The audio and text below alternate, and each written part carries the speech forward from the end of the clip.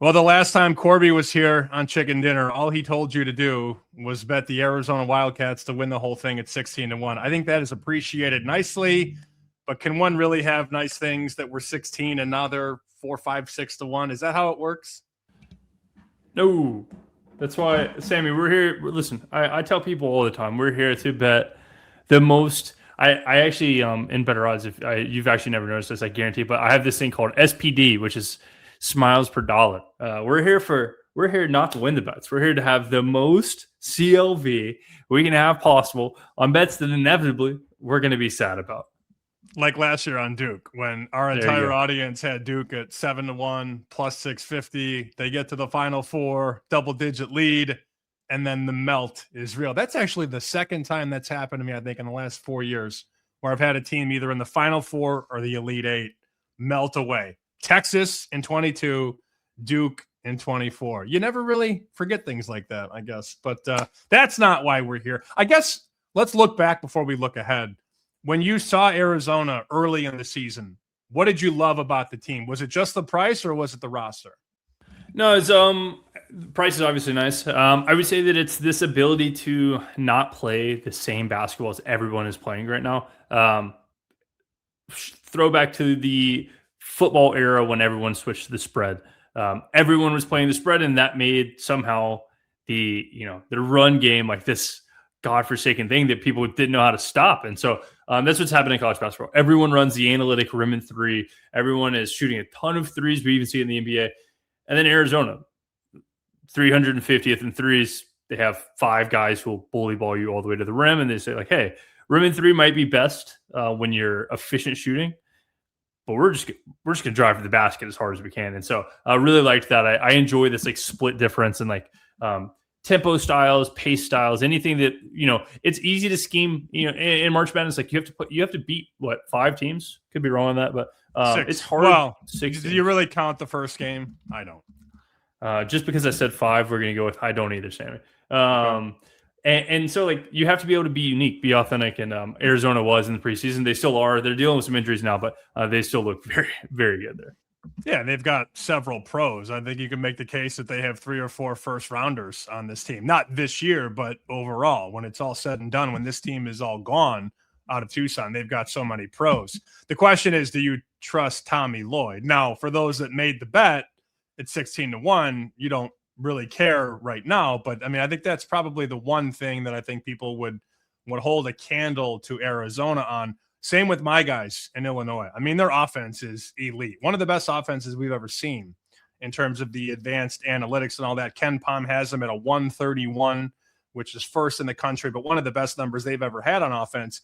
But as an Illinois guy who naturally expects heartbreak, I envision a slow game, a half-court attack, and Brad Underwood's going to go up against Dusty May or something like that. And for me, that's not a great matchup because that's the one bugaboo, I think, for Illinois. Loaded roster, tons of size, all the guys can shoot, but can the coach make the proper adjustments? And for Illinois and Arizona, I just don't know yet.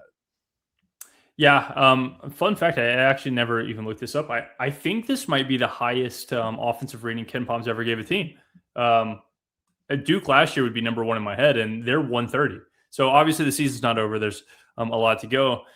I will say, Sammy, there's a screaming red flag in my portfolio, and that's the fact that I have 0 Illinois bets. I have not taken Illinois, and I watched them the other day, and I don't really hate that I don't have any. I'm not gonna lie, they are 5th per Ken Pom, so I should be worried. Like that's a liability that could really get me in some trouble. Stojakovic is awesome. They have the pieces. He's hurt. They don't. Yeah, he sprained his ankle, but they don't play defense. Like I don't know. I'm not as worried about my lack of Illinois as I probably should be. Well, and when you think about the rankings on Ken Pom, that doesn't equate into seeds in the tournament. And I'm looking at the latest bracketology right now. They're going to send Illinois out east, where Duke is the 1, and then Kansas is the 2, Illinois is the 3. I mean, it's going to be tough to get out of there. And right now, for some people looking to jump into that Illinois bucket, I personally would not bet them to win the title. But the Final Four market has been dented, as is often the case when a team gets hot and the team gets, escalated up the rankings. that 5-1, 450, 4.25 to make the Final Four is gone. I only see 1 3-1 price right now. And at 3-1 to make the Final Four, if they got to go through Duke and then they go through Kansas and then Duke. I don't know, man. I agree with you. If you haven't gotten in yet, I don't think that's the move. Yeah, there are some teams that I'm interested in a lot of markets. So we can dive in. There's one Please, that I actually dive in. Let's start on the Final Four market. I'm gonna go the most lame potential to win, yes, but less fun to just some wild shots here, Sam. So the first one I think that has to circle people's eyes is Kansas at 5-1. This team is unbelievably talented, and they have potential to be the most talented, quite literally the number one pick. They have one of the best coaches ever. And you're getting a great price on a Kansas team who they might get a rough draw in the bracket, and that wouldn't be fun. But at 5-1, I think this is an incredible price. You're being priced near the Purdue's, who has looked like phonies all year. Not really buying. I think 5-1 is a pretty good price for Kansas. I also trust, there's a list of coaches I just trust in that second game of a weekend. You get through Thursday, Friday, and you get to Saturday, Sunday. And anybody who's listened to the show for a long time knows what I'm going to say. But I put Bill Self and Tom Izzo, and it used to be Brad Stevens and Coach K and Billy Donovan and Mark Few, guys that can turn you around really quickly. So you play on Friday, you win that game, and then you've only got a full day to prepare for that next game on Sunday. Self is one of those guys who's been very good to me over the years in that second game of a weekend. So as long as they win that first one, he's going to have them ready to go on Saturday and Sunday. And that's what I love about Kansas. Yeah, and using some bracketologies, which I'm not saying this is right or wrong, but I see Kansas as a preliminary 4 seed. So not the worst rankings. But that's not where it gets fun, Sammy. Let's go a little further down the board. I'm going to stop myself before an 8/9 seed because that's just, we're flipping coins at that point. So we're stopping at St. Louis then? No, I think worse odds than St. Louis. Where was St. Louis? Well, on this show, they were 80-1 when I told people to bet it. No, better not that far. You were correct. Sorry. Go to 15-1, and you will find the Tennessee Volunteers. Maybe better on DK. Oh boy, here we go. Rick Barnes. Now we want to talk about coaches who have this swagger about themselves in March. But we don't want to talk about the exact opposite, Sammy. At some point, my man's got to get it done. He's due. The curse is on him. The curse is on him. He's due. And I love this team. I don't want to love this team. I am born and raised Alabama Crimson Tide, and I am supposed to hate Tennessee. But man, number one in the nation offensive boards. They play a neutral pace. They play some of the hardest defense in the nation. They have an offense that's starting to figure it out. Nate Ament is going to be a top 5 pick. Jacoby Gillespie, a point guard with the best of them. And I would say Akpara being hurt has kind of shown that they don't have a ton of depth. But they had time to work on it because he's been out of the lineup. So getting Akpara back, obviously nice. They are missing that third guy, the fourth guy, Boswell. I just don't think he's a good enough shooter to be that guy. So do I think they can win the national championship? I don't. But if Nate Ament gets on fire, he is huge. What is he, 6'10"? Can shoot the mid-range jumper, a little KD-esque little run for the boys. It wouldn't surprise me at 15-1. See, I'd rather have on that same line, and they're a similar team, but the one coach I did not bring up that made me a lot of money over the years, depending on where he was good at most of the spots. That's Pitino. So you want to go Tennessee at 15-1. I raise your Tennessee and meet you with St. John's at 16-1. Very similar team, much better defensively. They go through those offensive droughts because they do. Tennessee and St. John's both have bouts against the jump shot sometimes, and they can take themselves out of games. You like Tennessee that much more than St. John's, or are they basically about the same for you? Yeah, I like Tennessee significantly more than St. John's in the sense significantly. Wow. There's one issue when you're trying to run through March, and that is, you talked about it a second ago with Illinois, is matchups. If St. John's faces a team that wants to play slow, good luck. This team is not good enough to play slow. If St. John's runs into St. Mary's, dunzo. It's going to be a tough spot. Tennessee plays the type of basketball that the team that worries me is a team that can try to speed up Tennessee. But what does Tennessee do? They play the SEC. Like they see Alabama, they see Kentucky, they see Georgia, they see Florida. Like pace is fine to them. And so I think the SEC people don't give enough credit to like really battle test slow teams because they want to play slow and they're forced to play significantly faster than they want to. The annual question we ask around this time after most people get through football and then, college basketball. And now I'm an expert. The annual question, though, around this time, late Feb, early March, is can Gonzaga break through? And I don't, obviously, I don't have the answer. I was going to tee you up, but you already said no. Yeah, why is it no? I wish. Why do you hate Gonzaga? Why do you hate them? The funny part is I don't. I love this Gonzaga team. I am a Mark Few truther. People are like, this team never wins anything. They've been in the Sweet 16 like 22 straight years. What are we talking about? I am a big proponent of the Zags. But, man, I've watched this team a few times this year, and they look like they were being out-talented in some parts of the game versus Portland. Like, I don't know. I haven't been impressed at all. In years past, they've had like a go-to guy, the Nimhards of the world. I frankly don't see it this year. If they did, I'd be happy. I'm not going to run to say I'm upset, but no, the Zags are one that I'm not too keen on. At 25-2, 11 per KenPom, I could name 11 teams better than Gonzaga right now.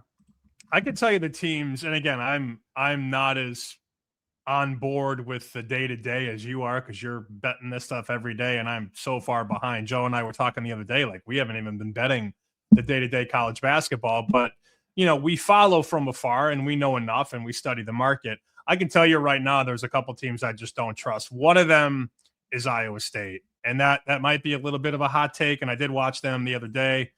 They dismantled Kansas, which was a very impressive win. But again, you're not going to play any games at Hilty in the tournament. So you got to win on a neutral. And they've always been very good at home. Top 15 in offense, top 8 in defense. I understand all that. I don't trust them. And I don't find myself there on Iowa State, on Purdue. And the other team that I'm hearing a ton about now that's getting a lot of smoke, I'm hearing a lot about Arkansas.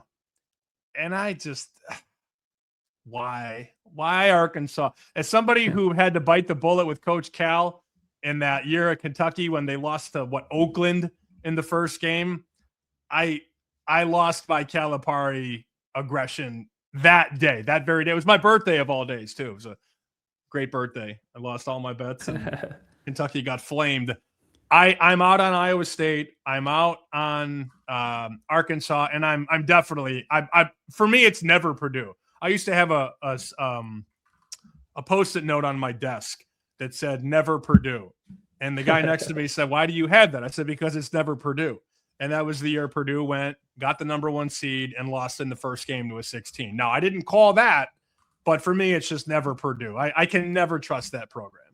Yeah, this Purdue team in particular, just I agree with you. It's never Purdue here. I would say I'm higher on Iowa State, but not like crazy high. I still think they kind of rely on Joshua Jefferson, and I'm not sure that he's the key man risk that people give him credit for. Number 2 per KenPom, I'm not buying that. The Arkansas in preseason, I bought Arkansas preseason. I think like 37-1. I think Acuff has the ability to be what Kimball Walker was the year we watched him, but it's so inconsistent that I would hate to be on the sweat of watching him do that. So I could be off of Arkansas pretty easy. Sammy, let's spin this. Let's spin this from teams we're off of to. I'm going to make this fun because I texted you about it. I thought St. Louis is the Cinderella that should not be called Cinderella. I don't know, they're going to be called Cinderella. People can be like, look at this guy with the goggles on. It's going to happen. All of us are aware of it. And I'm telling you right now, this is not your Cinderella. And this is the guy who has said it. I think that they make a run. I think they're a very good basketball team. That's not your Cinderella because there's a bigger pony in the pony show, Sammy. Hold on. Before you get to that, before you get to the bigger pony, I don't want to veer off. I just want to give my 2 cents on St. Louis because we haven't talked about this. On Bear Bets, this would have been 5 weeks ago. I said this is a good bet at 80-1 to make the Final Four, though, not to win the whole thing, to make the Final Four. At the time, there was a range of like 80, 70, 60, 40. And now, obviously, those big numbers are all gone. But now it's too sexy. And I'm going to make my prediction. I told Joe this a couple weeks ago. I'm going to tell you right now. On Selection Sunday, Seth Davis is going to put them in the fucking Elite Eight or Final Four, and that's gonna kill the whole thing. The wheel's going to blow off in Game 1 or Game 2, and it's over. And the worst thing is like it's happening too. Like, I know. I'm already mentally prepared for Seth Davis to say that St. Louis is going to go to the Final Four. Yeah, you bring up a great point. Yeah, I've heard too much St. Louis. It drives me nuts. But I will say again, I'm not saying they're going to lose because of the amount I've heard. I think this team is awesome. I'm actually really glad that they lost yesterday. It was a great game. Rhode Island played awesome. But you have to lose basketball games. And I didn't really think too much of it. So, yeah, I can get along with the St. Louis. Just, again, it's not a Cinderella. I mean, they're gonna be like, what, 30th in the nation at the time of going into it. It's like, come on. I will say, though, before we get to, again, the big pony that you think is worth a play, if St. Louis takes on Iowa State, I'm looking at Lenardi's projected bracket right now. He's got them in the Midwest region where Michigan would be the 1, Iowa State would be the 2, and SMU would play St. Louis in Game 1. So I hate to just put St. Louis through because it's not going to be that easy. But if it is St. Louis and Iowa State,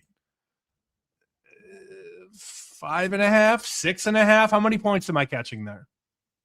That's a great question. Because I'll take the points. Like, I don't know about money line, but I would think St. Louis would give them a 6.5, very good game. Okay, I could see 6.5.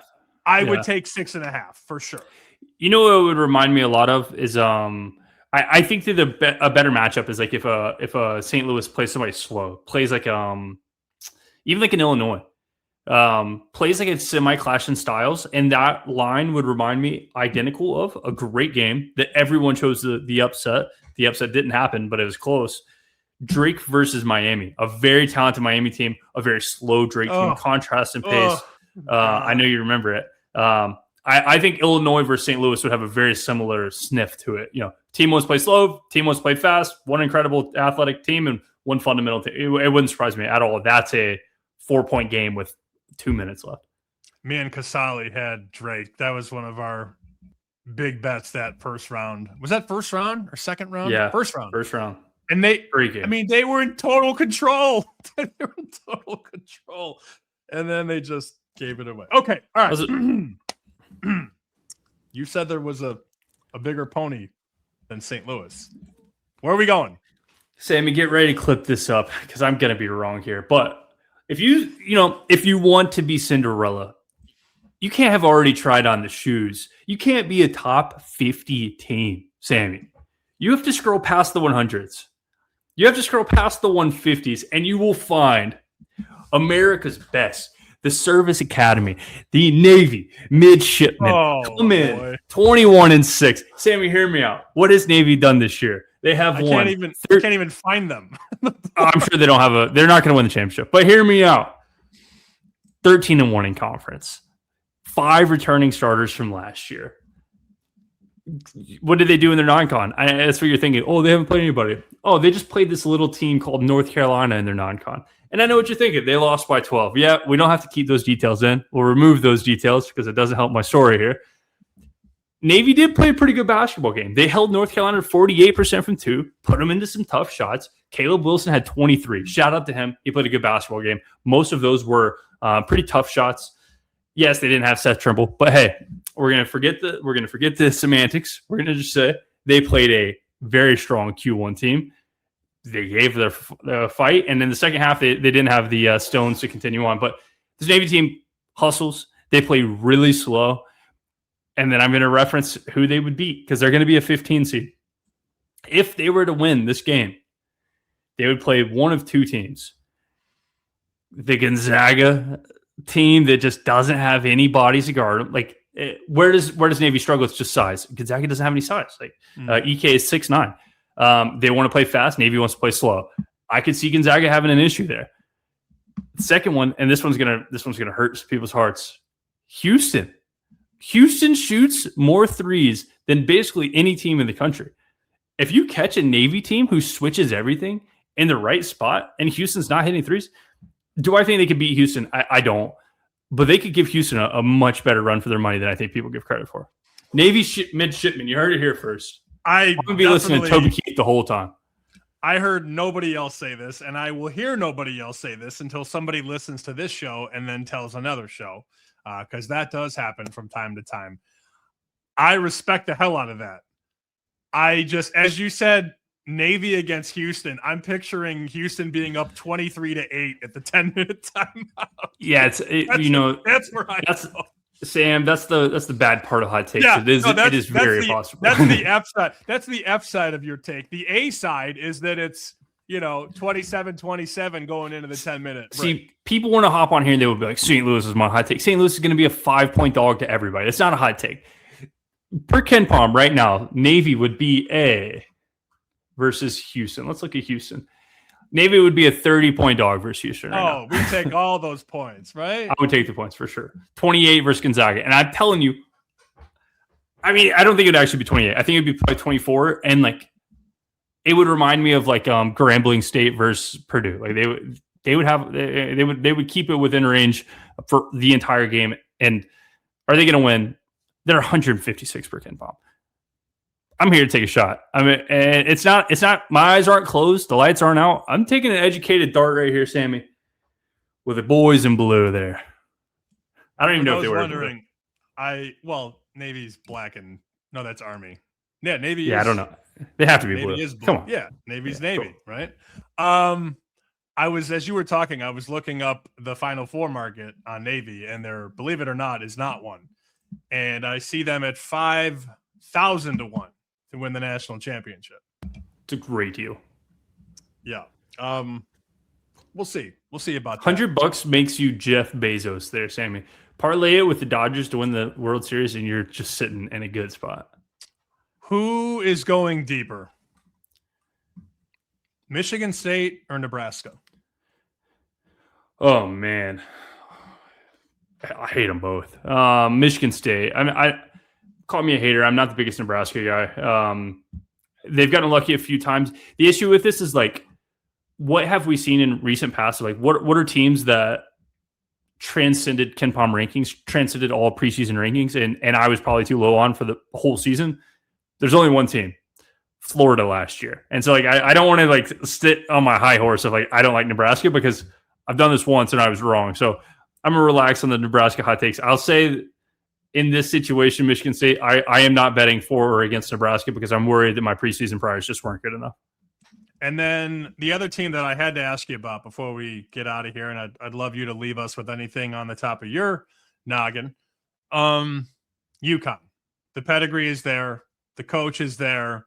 They've got players, obviously, and the advanced guys say they're a top 10 team, which we'll see. Obviously, we'll learn more about them in the coming month or so, because selection Sunday, if I could speak, is less than a month away.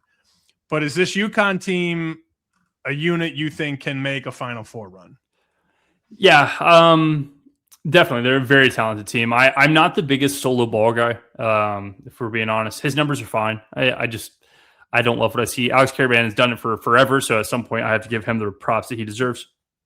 Just looking through this market, I don't think they're better than the A tiers or the S tiers, obviously. We go through the A tiers. I probably put them between Florida and Iowa State, maybe between Iowa State and Illinois. I think they're better than Illinois. I could probably be convinced that they're better than Iowa State. So let's call it 1, 2, 3, 4. I make them 6th. I think that's a fair spot for UConn. I bet them at 20 to 1 when they lost to St. John's, what was I, 2 weeks ago. And I think that's a good spot. 28. I see some 18s right now. Anywhere in that spot, UConn, I think they're the 6th best team in the nation. They should probably be 12 to 1.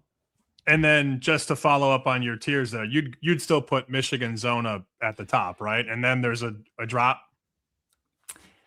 Yeah, I think Michigan is on the S by themselves. Oh, wow. Okay. And then there's an A, and an AB, which is cheating. Arizona Duke. Arizona Duke. I think Duke is really, really, really good. If I could get a good price on Duke, it's probably the team. If I had a free bet right now and I didn't want to just lose money on Tennessee, I would probably bet Duke right now. Okay, so the best price we could find on Duke, and people listening right now, driving around their neighborhood, just waiting to get home because they want to hear the end of the show. They're like, "Oh, time to go home," because they all had Duke last year, and that was not fun in the Final Four against Houston. But you could find 7-1s on Duke. I'll tell you what, I like 7-1 on Duke more than I like 3-1 or 3.25 on Michigan. Yeah, I talked about this on the show today. I'm a seller of Michigan at 3. I think they are a 6-1 team. People are like, did you see what they did to Purdue? I don't think Purdue's good. Did I see that Elliot Cadeau is still their starting point guard? People are like, oh, Elliot Cadeau has put up good stats. If you've watched basketball, you understand like he is not making his team better. He is making passes to people who make their team better. And I don't think you can win championships like that. Do I think they're the best team in the nation? Of course.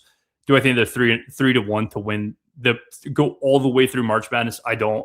So Duke's 7-1. And then Sammy, last thing, let's just poke a little conspiracy theory before we get to the end.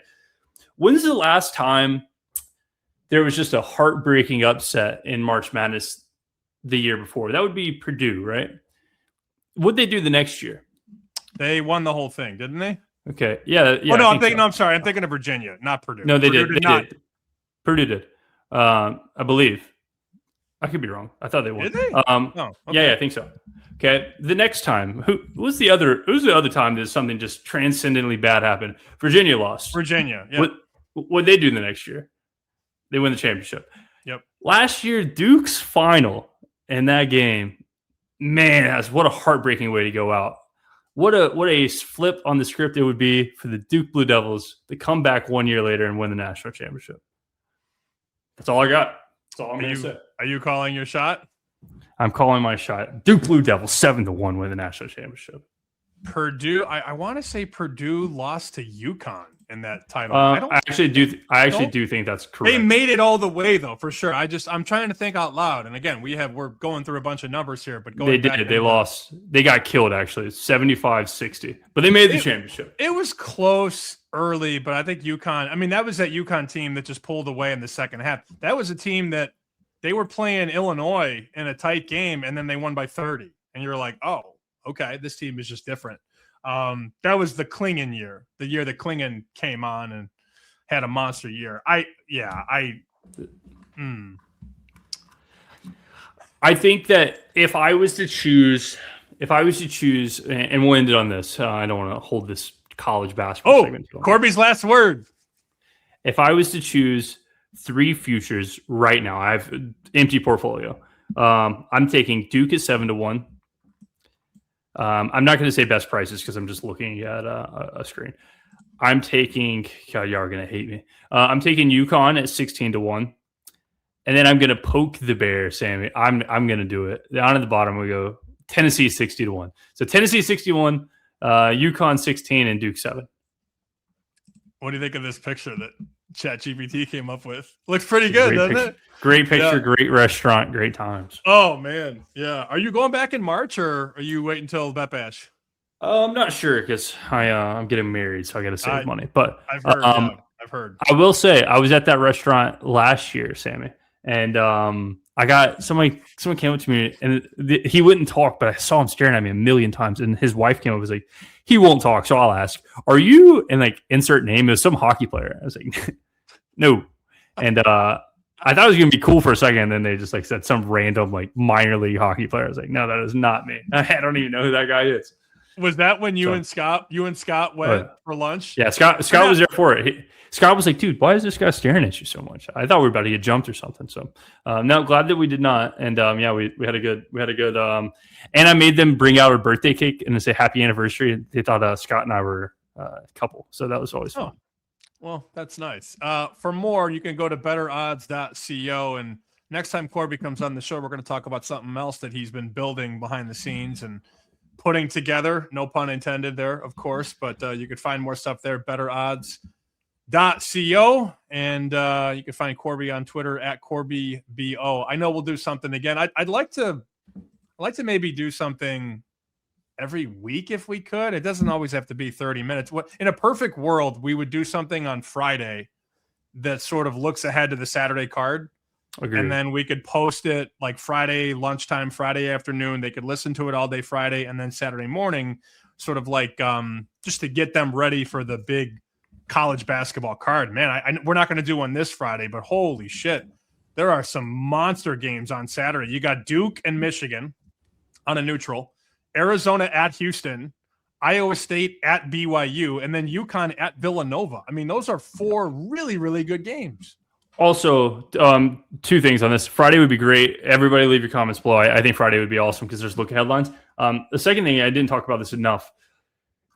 If Duke wins this game versus Michigan, this price at 7-1 is no longer going to exist. We got to bet. We got to bet that 7-1 now. If they lose, you probably get 8.5. Not the biggest deal. But more important is like what an awesome scheduling job by whoever made the schedule. This is a non-con game in the middle of February, knowing like, hey, we're going to face teams this good. Like, let's go ahead and knock one out. And it's not going to impact anything that we do. It doesn't hurt our conference schedule, like all this. It just shows us like this is the film we need to watch. And I think that's awesome from a Michigan standpoint and a Duke standpoint. Both teams are going to learn a lot from this game. Let's leave it at that. Corbie, always good to talk to you. We'll catch you next time.